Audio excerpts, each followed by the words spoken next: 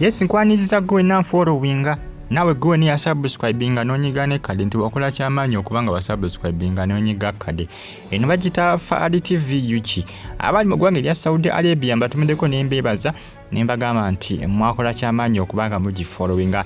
Nenkugamba nti comment section weriyawo obaka puntira mu comment section atosikalenga oje followinga. Shiek Umar omusome wedduwe nasana wali ku ngabo stage Embeera esinungi sawa zino mu Komera gyali ekigo yatwalibwa.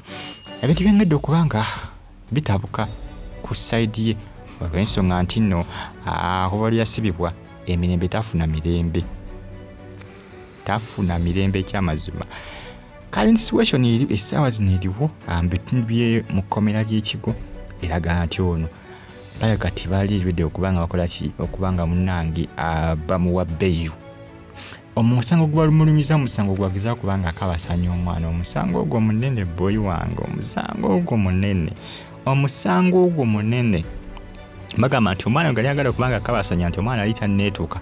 Bantu bangi bava nga bagamba nti musajja mukulu Shiek Umar nti bamusibako matugambuzi kumuli isango. Nti emisango gye bamusibako emisango si mituufu, nti emisango mijingirire era nti waliwo abamuseetinga abagala okubanga bakola ki abagala okubanga bamuyitira okubanga asibwa mu Komera for good lubeerera musiba mu Komera lubeerera ogw'omusango gwa munene amazeeyo nebbanga eri bwe yagana kuwezaayo mwaka nno zembabuulira ogw'omusango munene. Bamutwala nga abasaaga bamukwata mpaka ku poliisi ennaasa mpaka enabweru ku kooti bamusukuma ekigo nkakati akyaliyo naye embeera yesi nnungi. Jjukira Shiek Umar y'omu ku abasabiranga Ssegeenya Muhammad okufa ne Ssegeenya agenze okufa nga ne Shiek Umar obulamu bwe tebulikkiriza kubanga bagamba nti embeera gyalimu ekigo embeera mbi iraliikiriza. Jjukira abakomera kati ngaago n'okutulugunya kubaayo daba nabakola emisango gino bwe giti bayinza okukukunyiza ogenda okuma wenna ng'okoze katutegerekeka ng'okutulugunya kubadde kuyitirivu bitya. Kati Shiek Umar kirabika ndowooza kyali Akadde kano yagalizanga Ssegeenya Muhammad okufa naye kakati saazo n'embeera gyalimu si ennungi ennyo eryawo.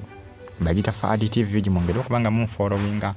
Waliyo Faadi UG News ne KBTV UG kusane Kara TV Uganda naawo mbagamba nti muli bamaanyi okunnyo kubanga mujekumira kamawulire mbanagaga bagatambula okwetula eggwanga lyattu Uganda. Nkugamba nti comment section weriawo obaka buntira mu comment section atosikalinga ogi followinga bameta Shiek Umar omusomi wedduwa wali nasana ku ngabo stage ku mastowa okyamira embeera yesinungi mu Komera ekigo embeera yesinungi. Omanya amakomera ago simanga omuntu ayinza okutwalayo ng'oli mulamu n'ovaayo nga toli kiriya. Jjukira ne Ssegeenya naye yasinga kutabukira nnyo mu Komera yakakanye akoze ki yakakanye afudde.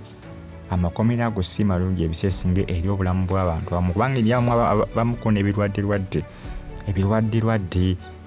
luusi agenda ne bamusiba kati akyafuna ddagala ly'abadde amira ery'ebirwadde ebyo by'aba alina kiviramu ebirwadde nga bittuka bagenda okumugyayo nga byattuka eddanga n'eddagala tekyayinza kukola ki tekyayinza kubaako kiri ebikola.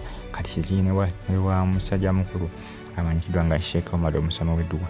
Bagita Faadi TV gy'abali mu ggwanga erya Qatar, America, USA, University of Chicago mbeebaza ne bagamba nti muli b'amaanyi okubanga mugyekumirako. Bagita Faadi TV wano mba ne updates ezinavaayo mba n'amawulire agaba gatambulatambula okwetula eggwanga Uganda. Binakomekerawa embeera yesinungi omusango munene ogwo bamuvunaana. Nze mbabuulidde mba azina okumala guno omwaka nze mbabuulire oyinza okugwayo 2025 nga gyali ku musango munene. Basinga bagamba bamuseetinga buseetizi nti bamusindikira akawala ne kamwetiga bagambye nti abadde akola kyabadde akakabasanya kugambye byebyo mweraba.